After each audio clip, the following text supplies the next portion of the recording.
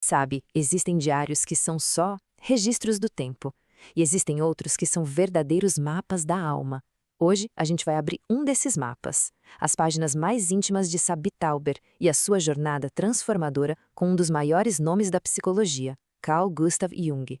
E tudo começa com uma sensação, uma memória de infância de pura liberdade, sabe? Lá na proa de um navio com o vento batendo no rosto.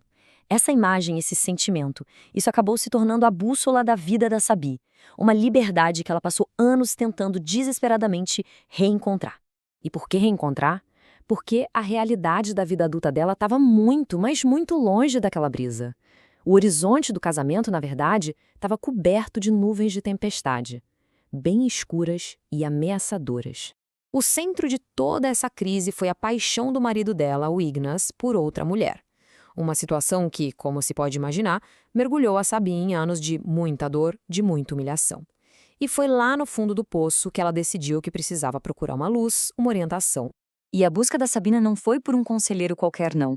Ela foi atrás da figura quase mítica de C.G. Jung, esperando encontrar, lá no refúgio isolado do famoso psicólogo, as respostas que mais ninguém parecia ter.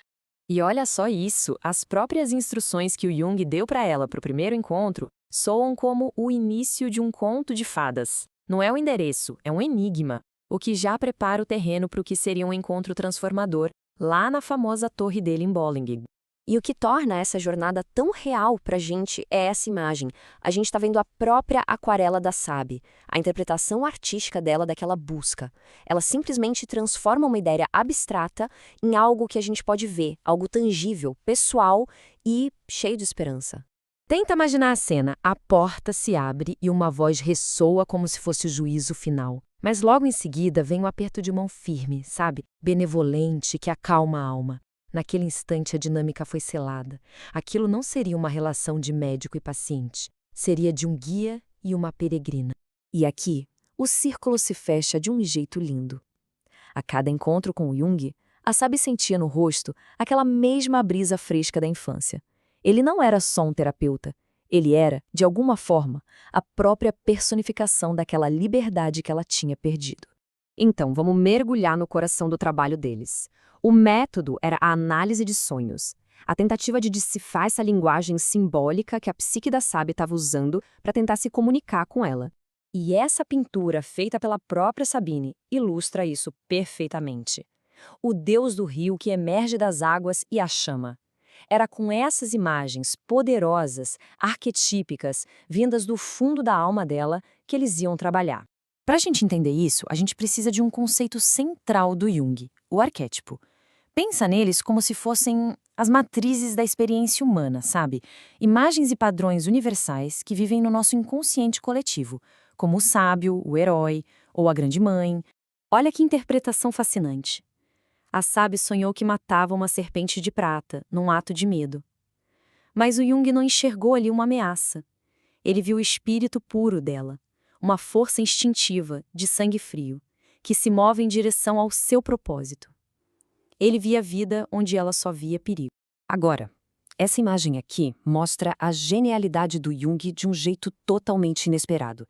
A Sabi sonhou com uma fórmula matemática que estava errada. Jung não descartou o sonho, ele corrigiu a fórmula.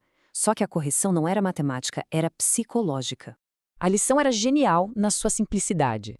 A totalidade, a união dos opostos dentro de nós, não acontece quando a gente tenta juntar nossas partes complexas, cheias de defesas, o A ao quadrado e o B ao quadrado. Ela só é possível quando a gente volta para a raiz, para o nosso A e B mais fundamentais. E essa busca pela raiz nos leva, claro, ao passo mais difícil da jornada, que é confrontar aquilo que Jung chamava de sombra. Todas as partes de nós que a gente reprime, nega e acha inaceitáveis. Para dar uma chacoalhada na tendência da Sabi de buscar uma bondade perfeita e estéril, o Jung usou essa frase chocante de Martinho Lutero. A mensagem era um verdadeiro antídoto contra a perfeição. Não tente ser um anjo, aceite a sua humanidade por completo. Aqui está o ponto central. O objetivo da terapia não era torná-la boa, que muitas vezes significa viver uma vida meio desconectada da realidade, andando nas nuvens. O objetivo era torná-la inteira, o que exige integrar nossas imperfeições e prestar tributo à Terra. Jung resumiu isso de forma brilhante. O verdadeiro crescimento, a verdadeira ascensão espiritual é impossível sem antes descer às nossas próprias profundezas. É preciso tocar o chão da nossa própria escuridão para ter força para alcançar o céu. E qual foi, no final das contas, a recompensa de toda essa jornada tão dolorosa? Não foi uma cura, no sentido tradicional. Foi aprender uma nova forma de existir, de viver a vida como se fosse uma obra de arte. E essa imagem, criada pela própria Sabi, resume tudo. Um cavaleiro saltando sobre um abismo. É a metáfora perfeita para o salto de fé dela. A coragem de integrar tudo que aprendeu e seguir em frente mesmo sem nenhuma garantia. Como Jung ensinou, a vida não é um problema para ser resolvido, mas uma arte para ser vivida. E a maestria dessa arte está em confiar no fluxo, em seguir os instintos mais profundos de forma irracional, como a água que sempre encontra o seu caminho. A transformação dela foi interna. Os problemas externos não sumiram num passe de mágica. Mas ela encontrou dentro de si a força para carregar o próprio destino, para viver a vida dela como ela era, de forma consciente e plena. Nessas palavras comoventes da própria Sabi, a gente vê o legado de Jung. Ele deixou de ser uma pessoa e se tornou um princípio, um farol interno que agora brilhava na escuridão dela, dando a ela um centro, uma orientação para a vida toda. A jornada da Sabi é única, claro, mas o desafio final dela é universal. Ela nos deixa com uma pergunta para refletir. Quais são os abismos nas nossas vidas que estão exigindo um salto de fé, um movimento corajoso em direção à totalidade?